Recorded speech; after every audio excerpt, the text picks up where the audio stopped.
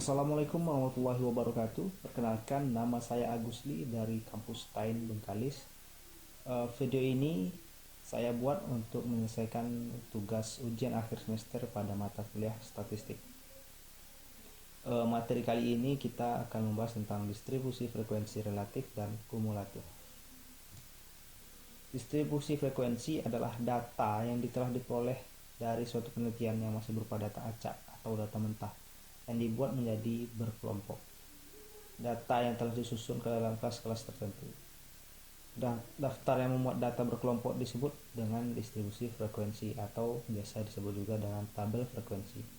Jadi distribusi frekuensi adalah susunan data menurut kelas-kelas interval tertentu atau menurut kategori tertentu dalam sebuah daftar. Distribusi frekuensi dapat diperoleh keterangan atau gambaran sederhana dan sistematis dari data yang diperoleh. Lalu ada bagian-bagian distribusi frekuensi. Di sebuah data atau di distribusi frekuensi itu tadi ada namanya kelas. Ada batas kelas, ada tepi kelas, ada titik tengah kelas, ada interval kelas, ada panjang interval kelas, lalu ada frekuensi kelas.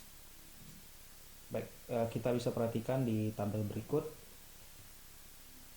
Lalu dari distribusi frekuensi yang tadi kita ada beberapa bagian yang telah saya jelaskan sebelumnya. Yang pertama itu banyaknya kelas. Banyaknya kelas di sini adalah 5. Bisa kita lihat di sini ada 5.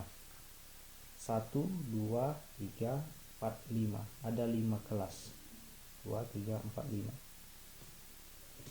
Lalu ada batas kelas-kelas, ada di situ ada 50, 59, 60, 69. Lalu batas bawah kelas-kelasnya ada 50, 60, 70, 80, 90. Lalu ada batas atas kelas-kelasnya itu ada 59, 69, 79, 89, 99.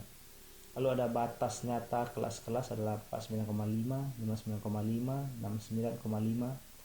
Lalu ada tepi bawah kelas-kelasnya ada 49,5, 59,5, 69,5 dan seterusnya. Lalu ada pula tepi atas kelasnya. Ada 59,5, ada 69, ada 79,5, ada 89, dan ada 99,5. Lalu ada titik tengah kelas-kelasnya. Di situ ada 54,5, 64,5, 74,5 dan seterusnya. Lalu ada interval kelas-kelasnya. Itu ada 50 sampai dengan 59, ada 60 sampai 69 dan lain sebagainya. Panjang interval kelas-kelas dari data tersebut adalah 10. Kalau ada frekuensi kelas-kelasnya ada 16, 32, 20, 17 dan 15. Lalu ada distribusi relatif. Di distribusi relatif itu ada kita menggunakan perhitungan atau rumus, yaitu di sini bisa kita lihat Fi per sigma Fi kali 100% sama dengan Fi per N kali 100%. Jadi kalau contoh frekuensi kelas ke-1, di situ Fi sama dengan 2 dan N adalah 80, maka frekuensi relatifnya 20 dibagi 80 kali 100, maka hasilnya 2,5%. Lalu ada distribusi frekuensi kumulatif, yaitu variasi lain dari distribusi frekuensi adalah frekuensi kumulatif. Frekuensi kumulatif untuk suatu kelas adalah nilai frekuensi untuk kelas tersebut ditambah dengan jumlah frekuensi semua kelas sebelumnya. Seperti pada kolom frekuensi selain tabel headernya diganti dengan frekuensi kumulatif kurang dari batas kelas-kelas diganti dengan kurang dari ekspresi yang menggambarkan kisaran nilai-nilai baru. Jadi di sini frekuensi kumulatifnya di sini bisa kita lihat. Nilai ujian kurang dari 30. Jadi data jadi berubah. Jadi kita bisa menggunakan kurang dari atau lebih dari biasanya. Di sini pada data ini kita bisa lihat nilai ujian yang kurang dari 30, frekuensi kumulatifnya kurang dari 0. Kalau kurang dari 40 itu frekuensi kumulatifnya kurang dari 2 dan selanjutnya. Lalu dari hasil sebuah data, sebuah tabel frekuensi, biasanya itu hasil olahannya bisa berupa grafik.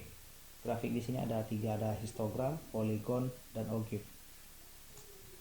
Jadi sebuah data ketika setelah kita olah, biasanya dia menghasilkan sebuah grafik. Jadi orang membaca sebuah data itu setelah diolah itu berupa grafik supaya orang lebih mengerti pada sebuah data. Ini adalah contoh grafik histogram. Lalu ini frekuensi grafik poligon, dan ini OGIF. OGIF ini biasanya untuk yang frekuensi kumulatif, itu kurang dari tadi itu. Jadi OGIF itu seperti ini. Mungkin itu saja yang bisa saya sampaikan. Lebih dan kurang saya mohon maaf. Mungkin untuk kritik dan saran bisa teman-teman komen di bagian komen. Jangan lupa like dan subscribe. Saya akhiri. Assalamualaikum warahmatullahi wabarakatuh.